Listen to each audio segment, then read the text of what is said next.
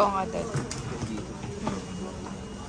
Pang ano siya, 32 kilos. Tapos may free na bag. Tapos may kasamang 17 na ano. Hi everyone! Alive na ako! By the way guys, gamit ko ay front camera. So, bahala na kayo sa resolution natin. But anyways, ano oras na guys? Alas 5 na. Isang araw ako sa bangko. Ay! Grabe. Kasi guys, meron akong inayos. So, diba, dahil nag-resign ako sa work. So, public, ano tayo public school teacher tayo guys. So, meron akong ma-receive na amount from GSIS. So, kasi yung UMID ko from Union Bank is nawala. Sobrang tagal na. Hindi ko alam paano ko siya nawala nung 2017 pa guys. Right after ko ma-permanent sa DepEd, parang ilang months lang nawala yung card. Kasi parang nawala yung pouch ko, nasaan yung card na yun.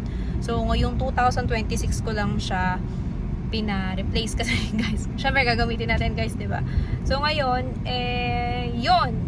Tagal natin guys sa bangko, natuka ako kada transact pila. But wala tayong magagawa, ganun yung kanilang sistema. So we have to follow. Kaya inabot tayo ng half day.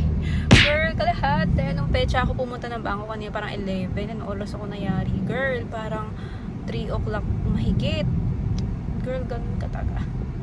Nagpa-notaryo pa ako. Ay, hindi. Nagpa-ano ako. Ang tawag doon, nagpagawa ako ng, kita mo sabaw na, hindi ko na maalala. Nagpagawa ako yung papel kapag, ayun, affidavit. Ay, affidavit. Yun, nagpagawa tayo ng ganun kasi nawala nga yung ID natin. Kaya guys, sinasabi ko sa inyo, huwag niyo akong tularan. Ay, pag kami kailangan lang, tsaka inaayos yung mga bagay-bagay. Anyway, yun na nga. Para meron tayong ma-claims. Ay, sayang pala, hindi ko nasusuhi ko. Yun, so para hindi para hindi sayang guys, para meron tayong ma-claim, 'di ba? So, yun. At bumili na rin tayo ng maleta guys. And meron tayong maleta na tatlong 32 kilos guys, tsaka dalawa at tatlong 7 kilo din na hand carry yun. So, yun yung inaayos natin. Kasi girl, nabigla ako sa mga bagay-bagay. Na-shock ako girl. Ang bilis ng pangyayari na parang, alam mo yun, yung isang buwan na hinintay na dapat ay naging baksyones bago mag-umpisa ang lahat, hindi naging pahinga. Parang, ewan ko ba, para kasing na-stress ako ng bongga kasi yung may hinihintay ka na, alam mo yun. Ang tagal mong hinintay, pero ang galing kasi talaga pag ginamitan mo rin ng gawa, tsaka ng prayers, talagang ibibigay talaga kapag time na para sa'yo yung blessing ni Lord. Alam mo yun? Swerte talaga natin guys. Sobrang swerte. Alam mo yun? Ay! Kasi, ewan ko, natatawa ako sa vlog na to. Pag napanood ko sa cringe!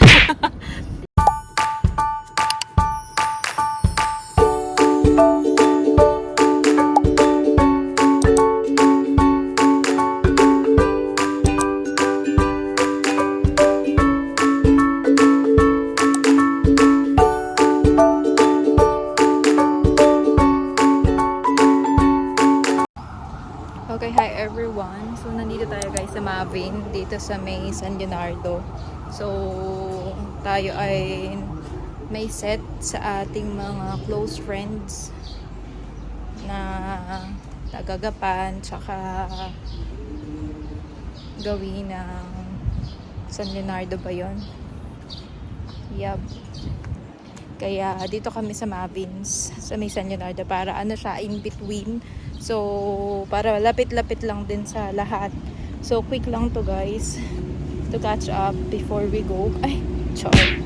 I'll update you guys later. So, maya na lang. Magdadangkin muna kami kasi maaga pa guys.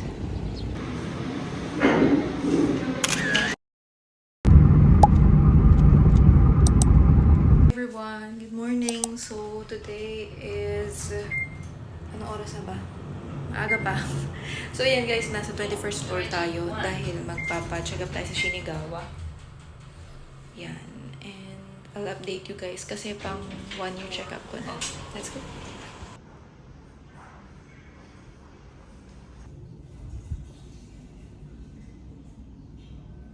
Ayan guys, malinis yung CR nila.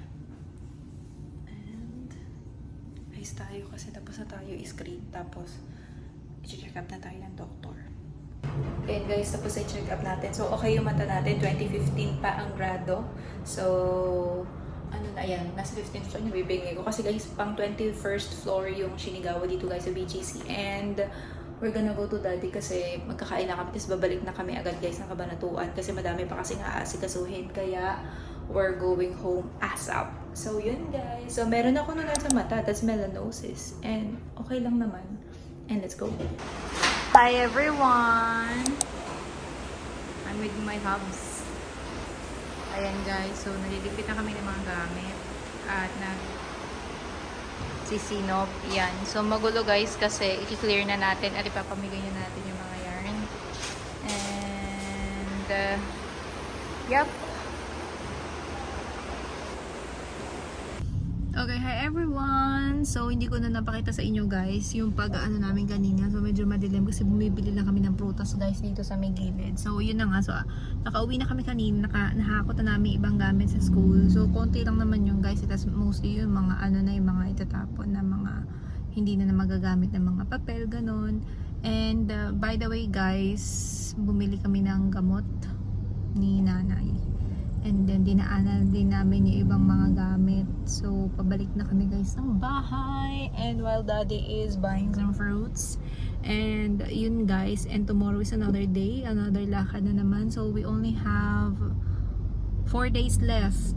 Pala guys, today is Monday. Tapos, Tuesday na bukas. And, ang flight namin ay sa Sabado ng 12 ng tanghali guys. So hopefully ma-edit ko yung vlog na to and ma-update ko kayo. Masaya na masaya na nakaka-excite na parang ang bilis ng pangyayari. That's what we're feeling right now.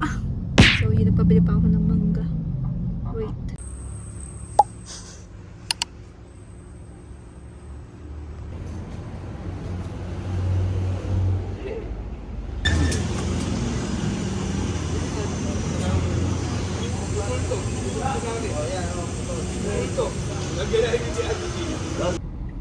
Okay, hi everyone. So, ngayon, nandito tayo sa nakapark lang tayo guys sa may gilid. So, today is Tuesday.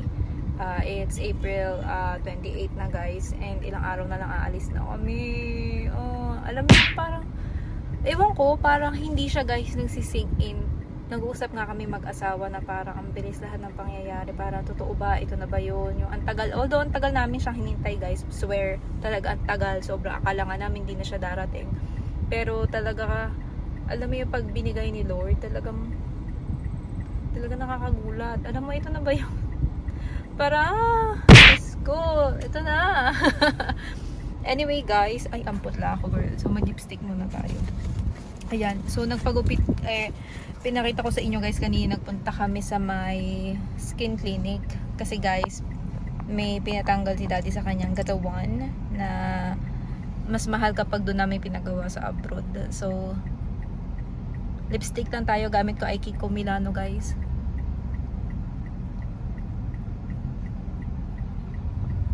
Ayan, kasi guys matagal na namin planong ipadalhin sa dermat si daddy. Kaso nga, laging busy, ganyan. Laging next time na lang. Ngayon guys, hindi pwedeng next time kasi malapit na nga kami umalis. So, by the way guys, yun, nagpa-derma si daddy kanina. Tapos, pina-repair namin mga pantalon niya. Alam nyo guys, yung pantalon na yun, tagal nang nabili noon. Nakatenga lang yun guys sa may cabinet. Tapos, ngayon lang namin siya napa-repair. And then, ngayon nagpapagupit si daddy. By the way guys, yung buho ko, diba, nagkulay ako nung nakaraan. Ang ginamit kong pangkulay yung from TikTok shop, yung Koke. Pero kasi guys, kailangan mag ano na siya. Kailangan natin na matinding color. Although maganda yung color ng Koke, kaya lang guys, kailangan na siyang i-retouch kasi guys, medyo matagal na bago ako makakapagpa-hair color. Although marunong naman si dad mag-color ng buhok. Tapos sabi ko, bibili na lang ako pang kulay. Hindi na ako magpapa-reban or keratin kinemberlu. Bibili lang ako ng pangkulay. Magpapakulay ako sa sister ko. Tapos yun na yun. And we're good to go. Ito nga guys yung buhok ko. Si mama na nagupit niyang ganun lang. So sa susunod si daddy na hindi magugupit ng buhok ko. Ganun lang din. Siya magugupit sa amin ni Loris ng buhok. Tapos si daddy, siya na lang yung magpapagawa sa barbershop kasi hindi ko kayang gupitan yung buhok niya. Baka isumpa niya ako. But yun na nga guys, and pinagkakasya natin lahat ng buhay natin sa maleta na 32 kilos ang bawat isa. So buti pala maaga pa lang nagpack na kami kasi hindi siya local flight guys. Ano siya, international flight yung ano namin, tsaka mahigpit yung border nila. Talagang sine-check lahat ng baggage, lahat ng ano nyo, kung anong dala nyo, ganyan. So wala naman kaming dalang kineme or what na bawal naman. Syempre magdadala, 'di ba? So ang dala lang namin yung mga tinapay lang na pasalubong, yun lang dala namin, mga baon. Tapos may dala lang ako sinigang mix, pwede naman yun sa kanila. And then iniisip ko kung magdadala akong pansit canton. As a pansit canton girly, ano, so pinag-iisipan ko pa. And then yun guys, and I'll update you guys later kasi after ni daddy magpagupit ng buhok, makikipagkita ko sa friendship ko na matagal kong kasama sa work. And then kahapon nayari na yung classroom na ayos na namin. Tapos kukunin ko na rin yung TV tsaka yung ibang mesa na personal ko rin naman nagamit sa school. So yun guys, and I'll update you guys later.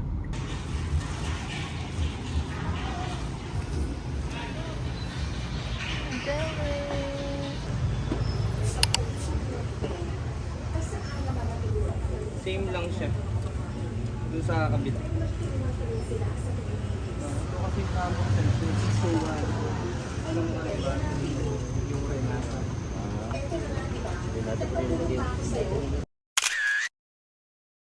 Hi everyone! Another day, another vlog tayo. So, ito na tayo na naman. So, putol-putol yung vlog natin. So, ngayon guys, ay pinaayos natin yung maleta nila nanay kasi nag-add kami ng additional baggage. So, ito siya. Kasi nasira yung lock niya. Nakakaisang biyahe pa lang yan. Binuksan kasi siya na hindi na maalala yung code. So, nasira guys yung lock. Tapos dinila namin sa SM Mega Center sa Voyager mismo. Tapos ay inayos nila guys. Nakakatawa yung story but hindi ko na siya share. So, ayun guys. So, napalitan na siya ng lock and good to go na siya. Bale ka siya dito ay 32 kilos. So, yung inad lang namin guys is 28 kilos. So, bale, ang dala na namin yung malata ay apat na check-in, tatlong 32, tapos isang 28. Ito siya, yan, 28 yung inad namin. Pero kasi guys, yung mga maleta na winay namin nung mga nakakaraang araw na nagpack kami ay hindi naman siya guys sagad na 32 kilos, hindi 20 something lang siya guys, parang 27, 26 ganun lang. So iaayos ko pa siya ula ipapak para ma-reach namin kahit sana tig 30 yung tatlong maleta na yung para sulit. Ate, punasan mo naman. Punasan mo naman yung ano mo, camera mo. Ano, may Pinay from Alaska. Ikaw naman ano.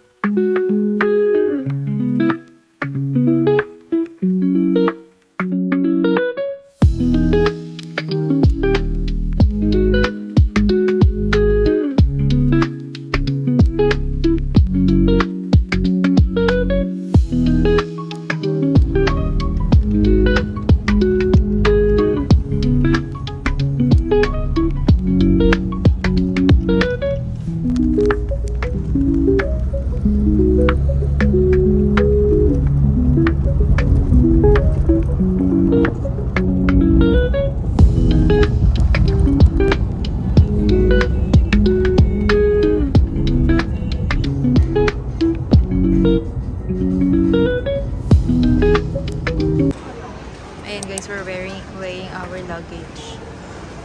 That's the biggest.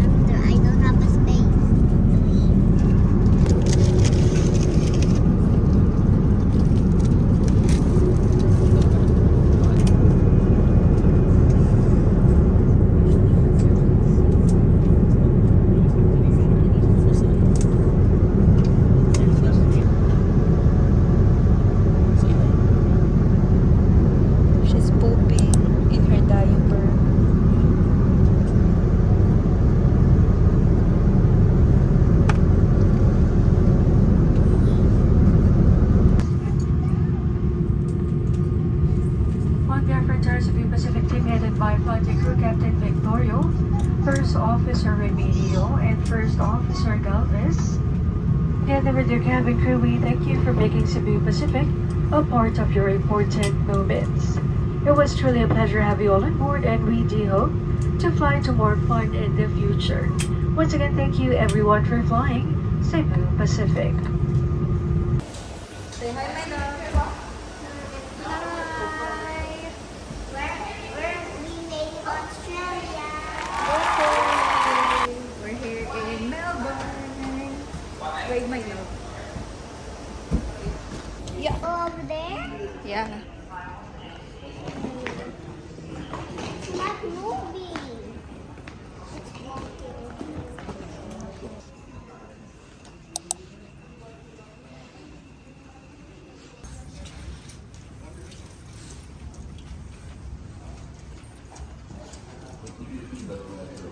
Alin?